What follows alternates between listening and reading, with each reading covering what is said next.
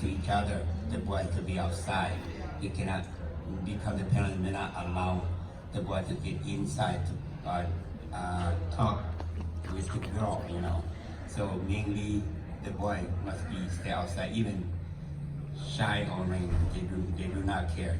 They want you to be outside. They don't want you to get close to the girl. We use this one to communicate when they're talking, because the wall between them, the girl inside and the boys outside, and hardly hear, and then you use this one to communicate. Say, I love you, much I care you, and I want you to be my wife, to be my good wife, and we take care of my children and your children together. Will be a long life to come, you know, to help our children to be having their life, you know, to the success. That's why this is about it. And I believe that I will play the introduction a little bit, and then I move on to the few song. Did you say yes when you played it? Oh yeah, yes. Thank you for questioning. Yeah, I say yes. And this one they call orphan song, and I mean the Hmong people may know, but I don't know. Many people here may know or not. I believe that you guys may not know because it is a Hmong song, and the Hmong people like to play this song back in my country and here in this country also.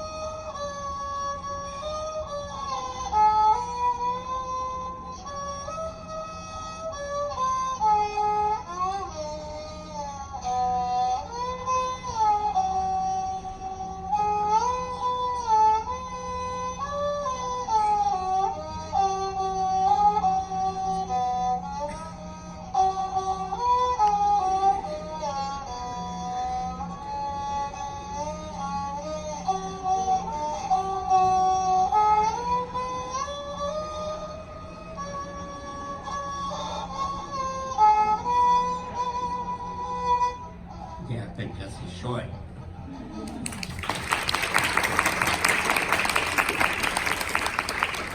And we have two tribes of Hmong in my country, I mean Laos. So the next song I'm going to play the white Hmong song, and this is also similar that I said earlier. We dating with a girl, we only use this instrument to call the girl, and I'm saying I miss you, I love you a lot. Can you come outside because your mom and dad not allow me to get in? Can you come outside? We can talk, you know. And if the girl say, oh yeah, then sometimes they come out, but many times they will not because they're afraid of their parents will penalty them, you know. So the boy also afraid. Don't want the girl to come out either because they will get in trouble. They don't want to set their trouble, you know. That's why. So this is quite long.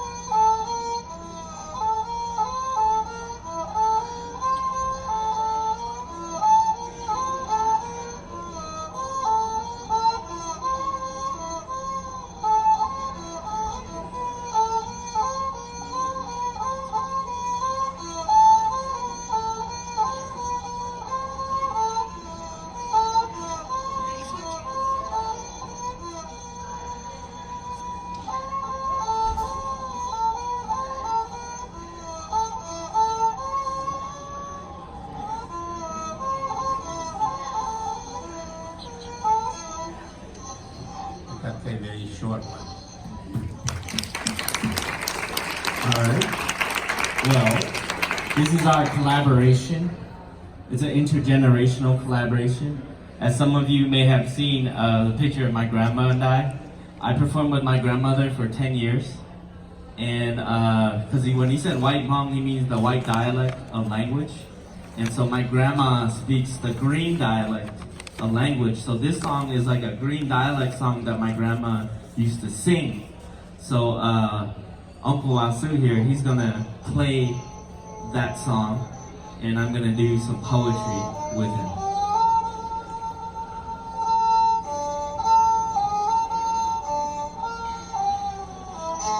Lost in translation, our language is fading. Misplaced in this cage, we engage up the mountains and breathe in the clouds. Hence bleed from Bendal. Travel in spirals and follow the sky flow. Adapt to the pyro, survival, denial, demise. The Haru Hill tribe will never die. We will never die. We will never die. You see, as refugees, they told us to keep running. If we stop, we die. And this applies to the rest of our lives.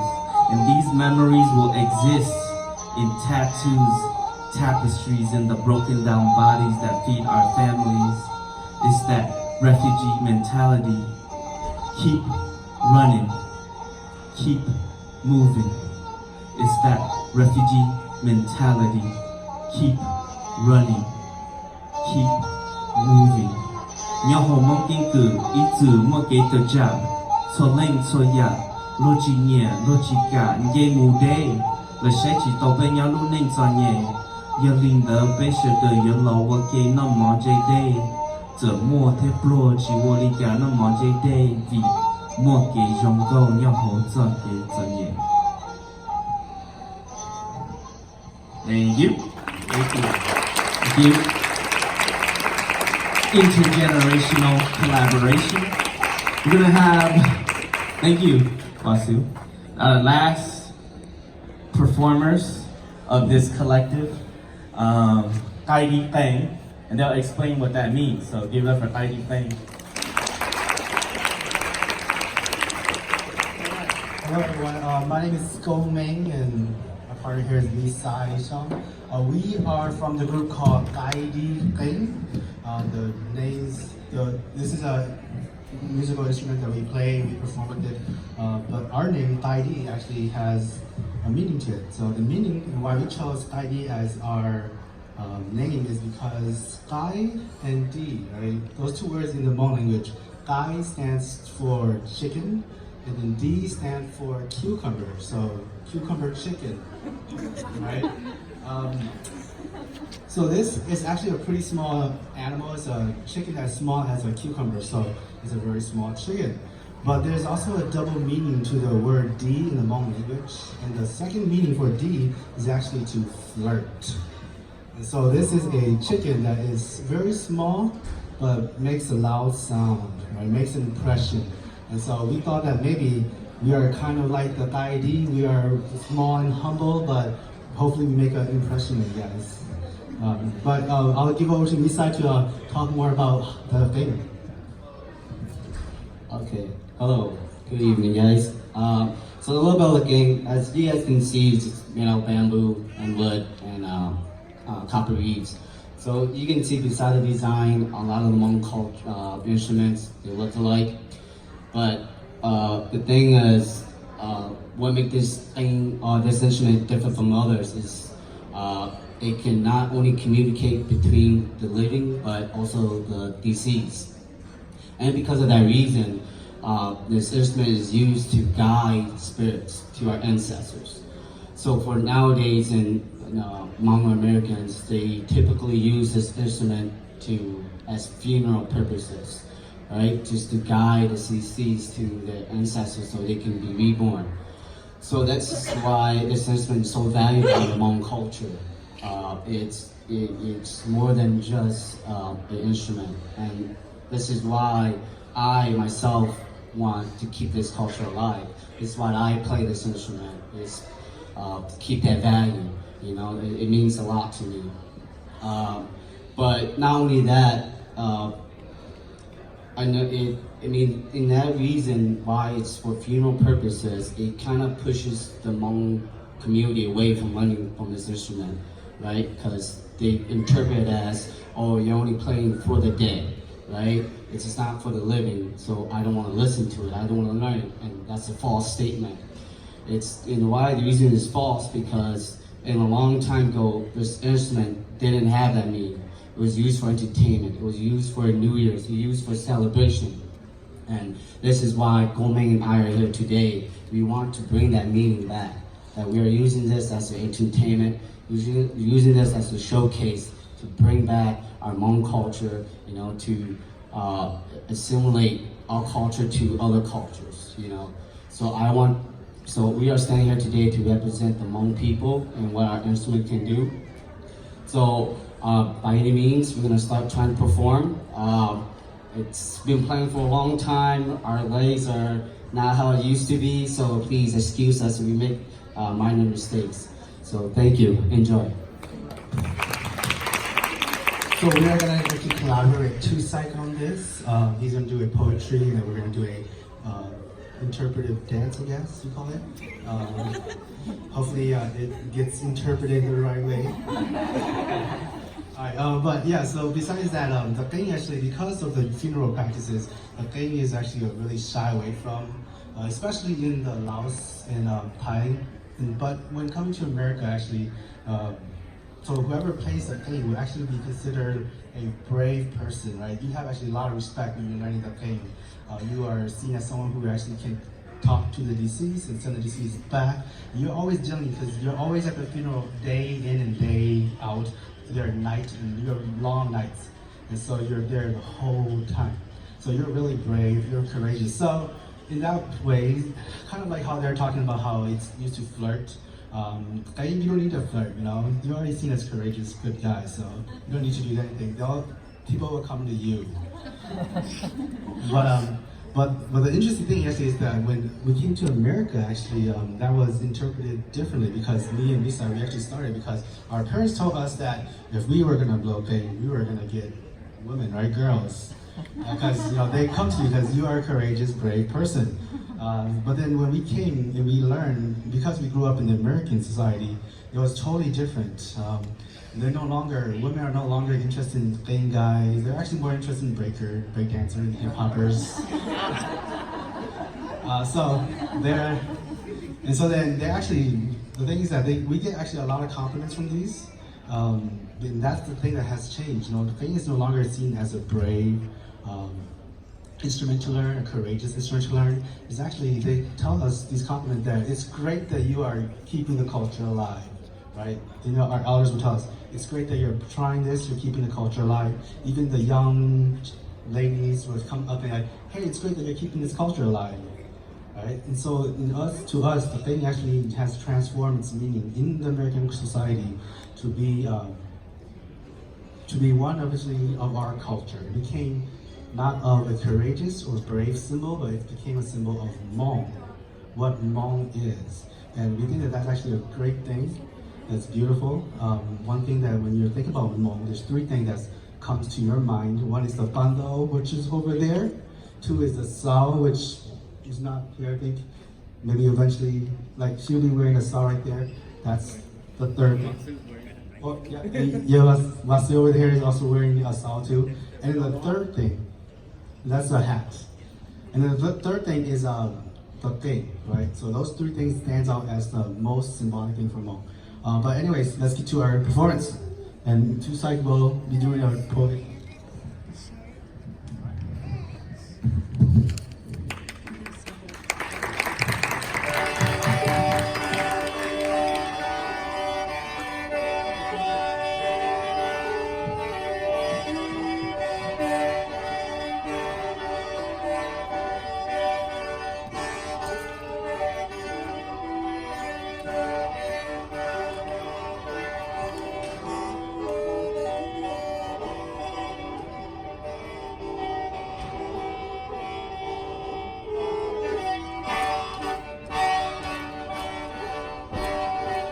sang thế cờ tốt rất kỳ và men nhà hồ y luôn nên u sa có mua em luôn từ bây giờ luôn đồng thông thường tiệt tây.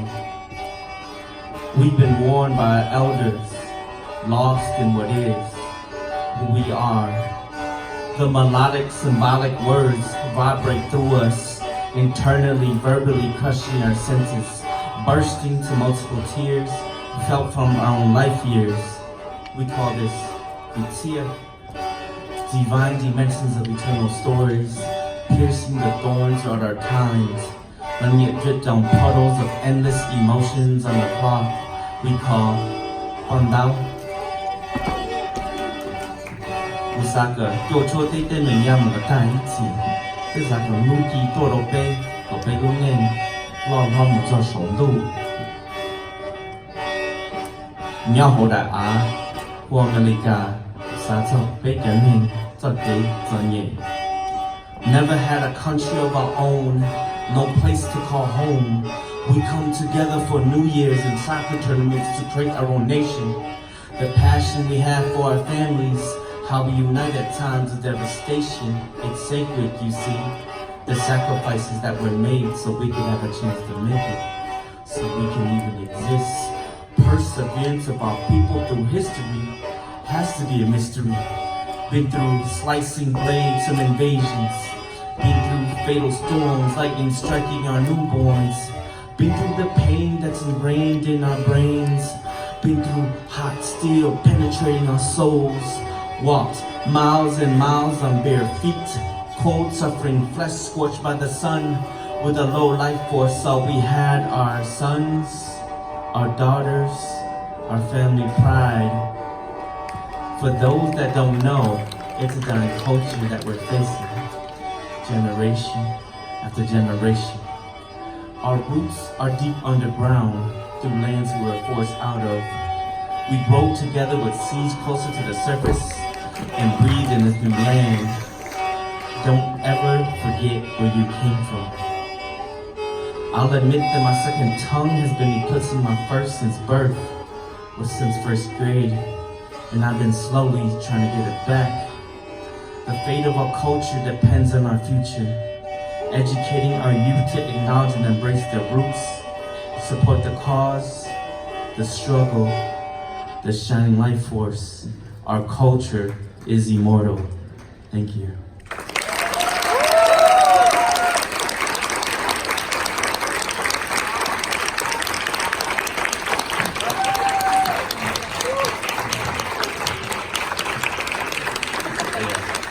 I just wanted to say that I just want to make a point about this whole courting thing. It's true.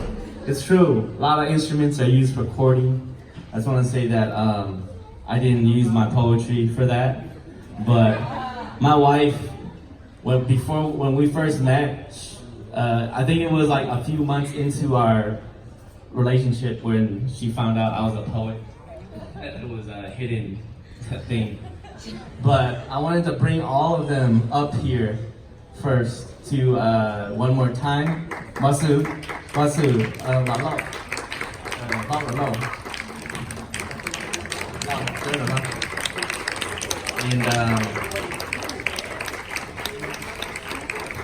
and I just want to say this is an intergenerational collaboration, and that it is a part of keeping culture alive is really important, because we are a nationless people that live without borders, and our arts was our everyday life.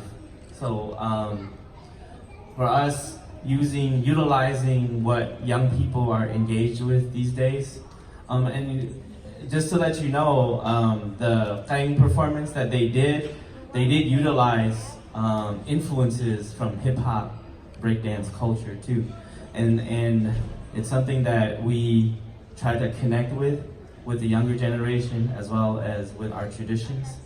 And so it's a way we are revitalizing our language, our culture. And so I say thank you to Carry On Homes and The Walker. Appreciate it. This is Coded Kinship. And appreciate y'all for being here. Let's go.